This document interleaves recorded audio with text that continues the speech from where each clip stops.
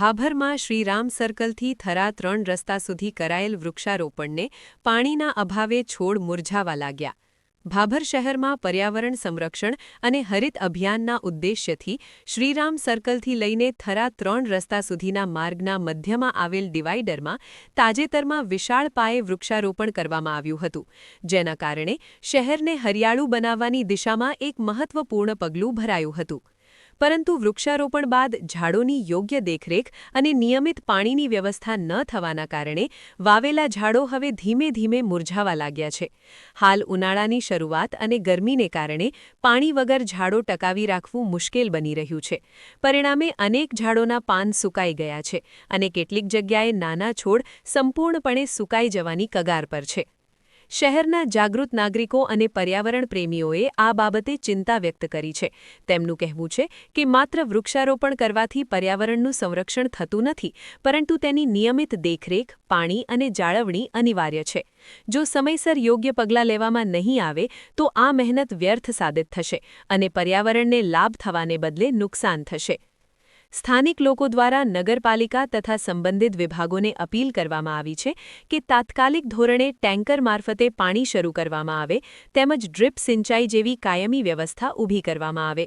ઉપરાંત દરેક ઝાડની દેખરેખ માટે જવાબદાર કર્મચારીઓની નિમણૂક કરી નિયમિત મોનિટરિંગ કરવામાં આવે તો વાવેલા ઝાડોને જીવંત રાખી શકાય. આ વૃક્ષારોપણ અભિયાન ભાભર શહેર માટે ગૌરવની બાબત છે, પરંતુ તેની સાચી સફળતા ત્યારે જ ગણાશે જ્યારે વાવેલા ઝાડો સાચવી રાખી હરિયાળું અને સ્વચ્છ પર્યાવરણ ઊભું કરવામાં આવશે. નગરપાલિકા, સામાજિક સંસ્થાઓ અને નાગરિકોના સંયુક્ત પ્રયાસથી જ આ કાર્યને સફળ બનાવી શકાય. અહેવાલ Somabhai J. Raval, S1 Gujarati channel, Bhabhar, Banaskantha.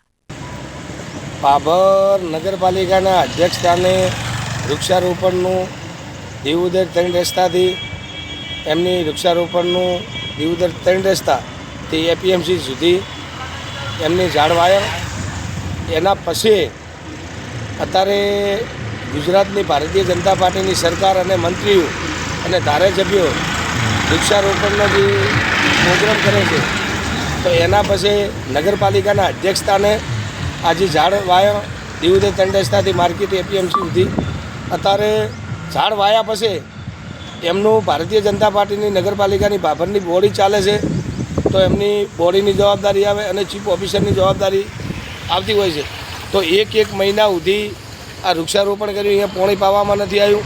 તમે નજરનો કેમેરો ફેરવો, અત્યારે આ ઝાડ પણ સૂકી જાય છે. મારા પત્રકાર મિત્ર, તમે ત્યાં સુધી ઝાડ કેટલા સુકાય છે.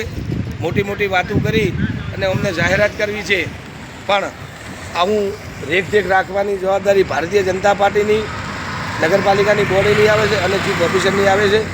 મારી ચીફ ઓફિસરને પણ મારી રજૂઆત છે કે તાત્કાલિક એક્શન લો તમે.